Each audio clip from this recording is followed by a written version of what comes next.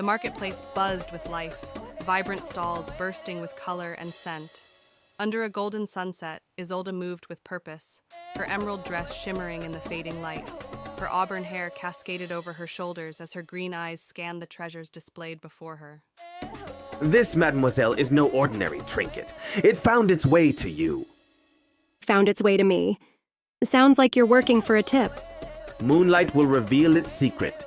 Trust me, you'll see.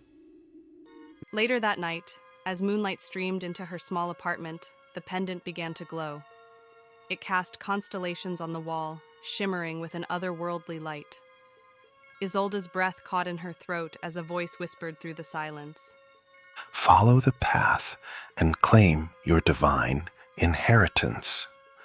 Bills littered the table in her modest apartment, a constant reminder of her struggles.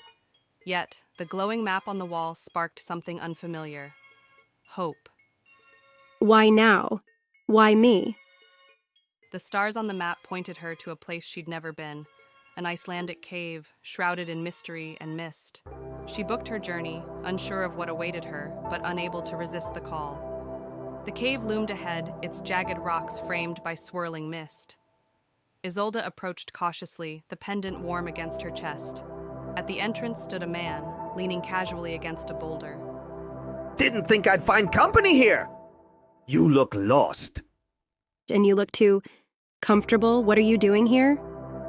Same as you. Looking for something. They entered the cave together, their footsteps echoing against the cold stone walls. The air grew thick with energy as glowing runes appeared on the walls. You feel that? The runes aren't just symbols. They're alive. It's energy. Like it's waiting for me to understand it. Isolde reached out to the runes, her fingers tingling as they traced the glowing patterns. Suddenly, the pendant pulsed with light, projecting the next piece of the map onto the wall. The map led them to the Amazon rainforest, where the air was thick with life. Birds called, leaves rustled, and the humid heat clung to their skin. Isolde moved carefully, her hiking gear clinging to her curves as she navigated the dense jungle. Think you can handle it out here, city girl? Watch me. A venomous snake coiled near Isolde's boot, its eyes locked onto her.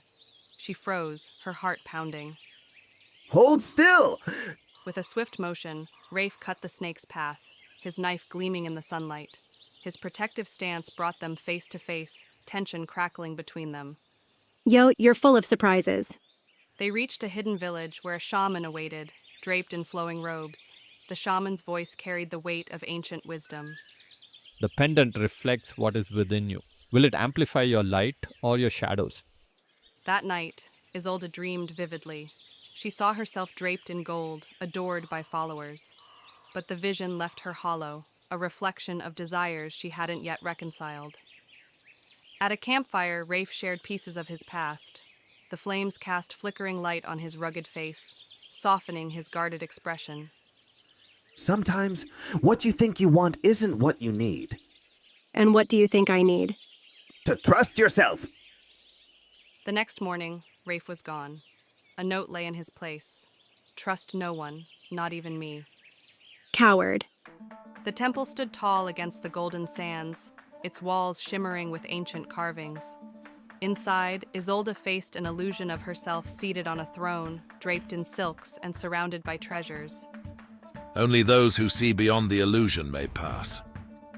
This isn't real. It's not what I'm here for.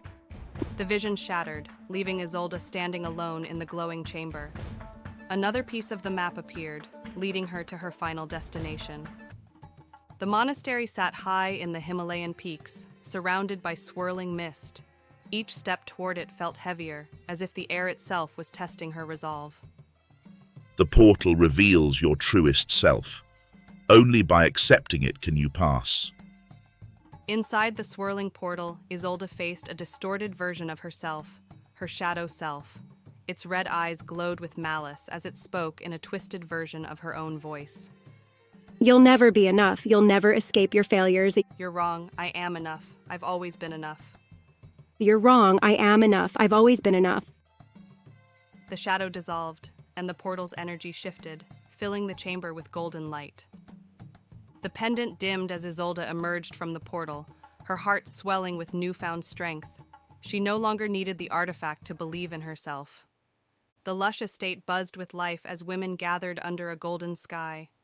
Isolde stood before them, her voice steady and confident. This isn't about magic, it's about knowing yourself, trusting yourself. You are your own greatest power. You've inspired me to stop hiding who I am. Thank you. At sunset, Isolde and Rafe stood together on a mountaintop. The pendant rested in a glass case back at the retreat, its glow faint but still alive. Do you think the map was guiding me to you, or you to me? Maybe both.